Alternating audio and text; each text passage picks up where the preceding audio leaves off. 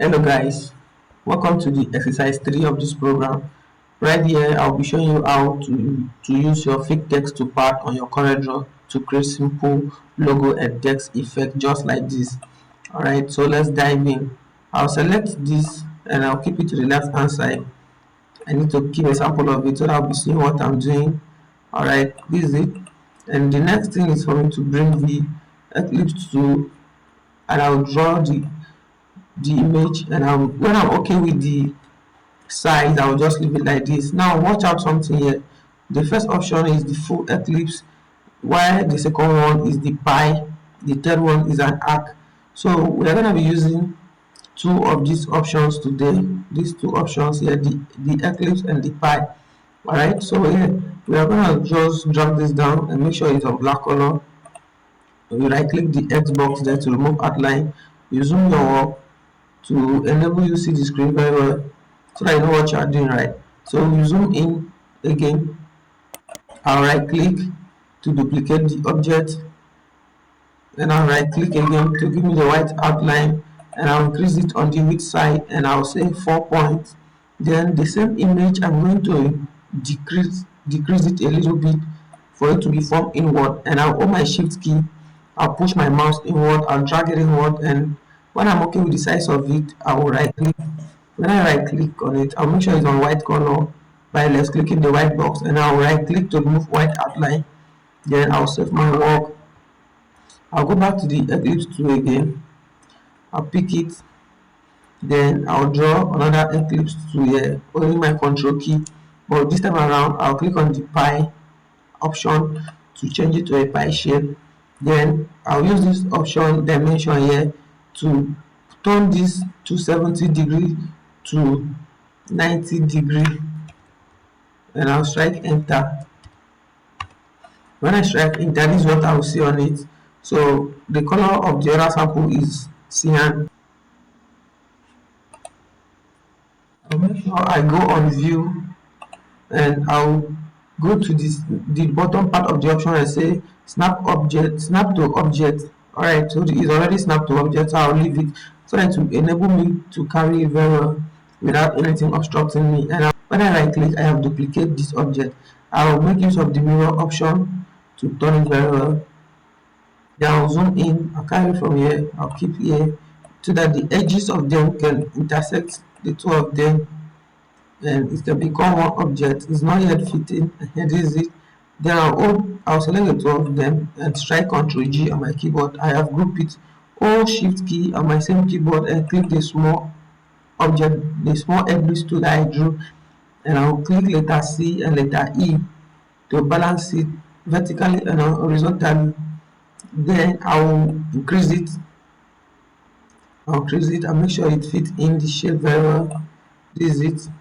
So we are gonna be typing real quick BMW. Right. So the font I use there is Area Black.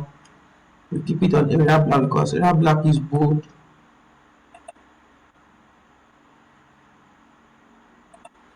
Yeah, so this is my Area Black font. Sorry about that. This is my Area Black font, and I'll make sure it's on white. I'll zoom in to see what I'm doing. When I zoom in, I can increase the size manually, or I go to the font size to the font size here. I can reduce the size like this, and when it's okay by me, I'll just drag it and keep it in the center, and I'll hold Shift key to select the eclipse and centralize it. I will select the text and go to text tool, and I'll see fit text to pad. I'll click it. The text will be moving as the form of the any object you have made it to. So since I was using the eclipse tool, the text will be formed to the eclipse tool already. So yeah, we are done with that, and we select it this way and we just group it. The S effect that is there. So I will bring the text tool, I'll click letter S and I'll increase the size. I'll use impact font so that it will be long and bold. I'll give it the orange color here. Then it's time for us to use this man. I'll double click on this text box and strike Ctrl A on my keyboard and Ctrl C to copy and paste. Before then, this letter here is just a text, it's not an object, so you can't work on it with this effect. All we have to do is we click on it and go to object, convert the text to curve to become a shape.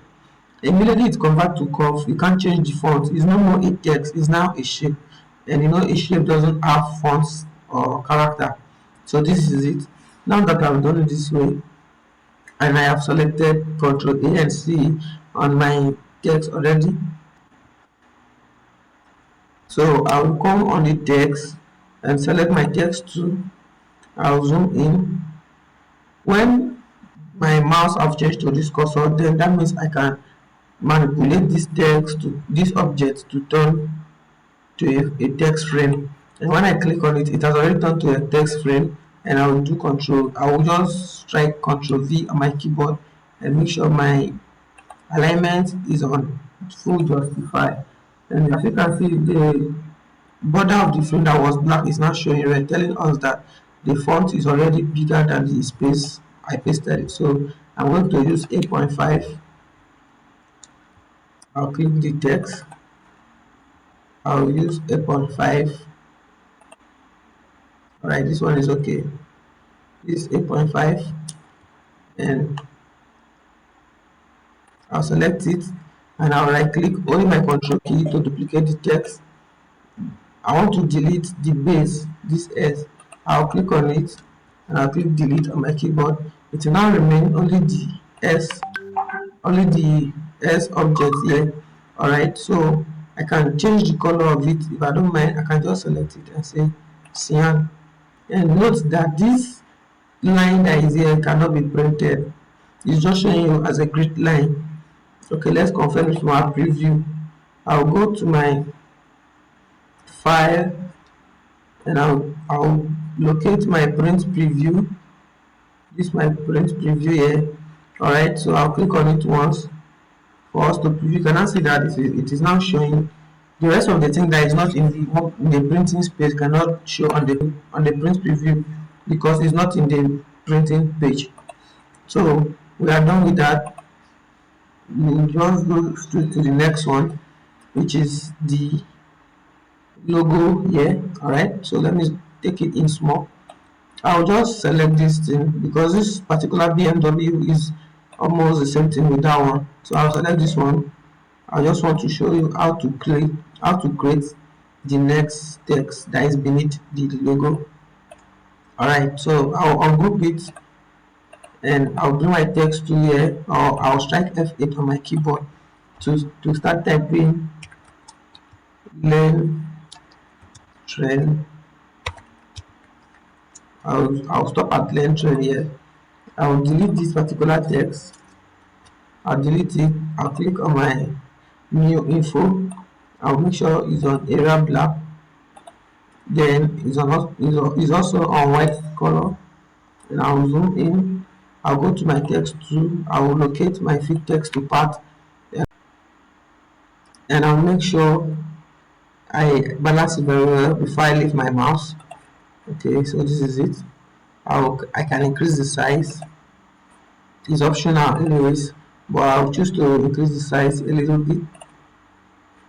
Let me manually put it inside here. Say 30 is okay. This is okay by me. And this logo that is inside is already grouped, but I don't want to group it before I start coloring it. Now that it's grouped, any color I strike on it will affect the both side. I only want it to affect the one side. I will hold my control key on my keyboard and then strike any different color I want. This is it. This is how you fix it. Now the second thing there is the second to the last thing, there is the small dot. The small dot. So I'll just bring my Eclipse tool and draw a very small circle, and I'll make it a yellow color, and I'll remove the outline. Then I will drag it.